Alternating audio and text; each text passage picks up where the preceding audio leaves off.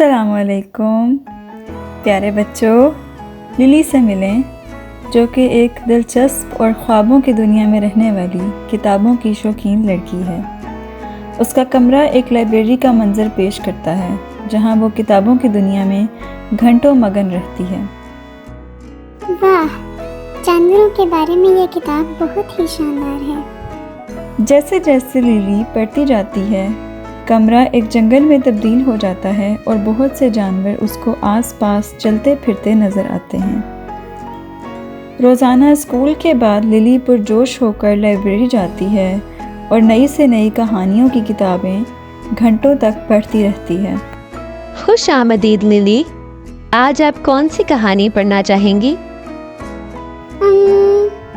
मैं सोच रही हूँ एक दिलचस्प सी सबक आमोज कहानी पढूं। लाइब्रेरियन एक किताब की तरफ इशारा करती है और लिली अलमारी से किताब निकालकर लाइब्रेरी की एक पुरसकून जगह पर बैठकर पढ़ने में मगन हो जाती है। कहानी एक रहमदिल लड़के के बारे में थी जो जानवरों के साथ बहुत शफकत का सलूक करता था। लिली ने इस कहानी से सीखा कि जानवरों पर रहम करना भी एक अहम इंसानी खुल्क है जिसको हमें अपने अंदर पैदा करना चाहिए। लिली उस लड़के की रहमदिली से बहुत मुतासिर हुई। वाह, ये कितना रहमदिल है। मैं भी इसी की तरह अब से जानवरों के साथ शफकत का सलूक रखूंगी। अचानक एक दर्दनाक आवाज़ की वजह से लिली अपने ख्वाबों की दुनिया से बाहर आई तो क्या देखती है, एक नन्हा सा परिंदा जाल में फंसा हुआ है। ओहो! लिली उसके पास जाती है और उस परिंदे को जाल की रस्सियों से आज़ाद करती है। फिक्र ना करो छोटे दोस्त, अब तुम महफूज हो।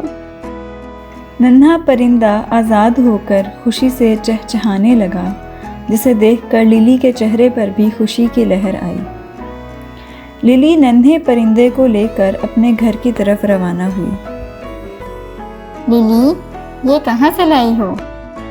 अम्मी, जब मैं लाइब्रेरी में थी मैंने देखा ये नन्हा परिंदा एक जाल में फंसा हुआ था, तो मैंने इसकी जान बचाई और इसको यहाँ ले आई। लिली की अम्मी उसके इस काम पर खुशी से उसे गले लगा लेती हैं। बहुत उम्दा लिली, तुम्हारा दिल बहुत बड़ा है। मेरे नन्हे दोस्त, आज से तुम्हारा नाम सनी है। अगले दिन लिली सुबह सवेरे ही उठ जाती है और अपने नन्हे मेहमान को दाना और पानी देती है, जिसे देखकर वो खुशी से चहचहाने लगता है।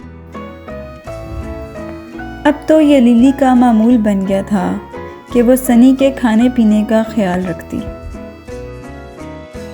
कुछ दिन बाद जब सनी बिल्कुल ठीक हो गया तो लिली की माँ ने उसे प्यार से समझाया कि अब वो सनी को आज़ाद कर दे, क्योंकि आज़ाद रहना हर जानदार का हक है। ये सुनकर लिली थोड़ी अफसुर्दा हुई, लेकिन उसको ये बात समझ आ गई। उसने सनी को आज़ाद कर दिया और उसे फ़िज़ा में उड़ता देखकर बहुत खुश हुई। प्यारे दोस्त, आज से तुम आज़ाद हो।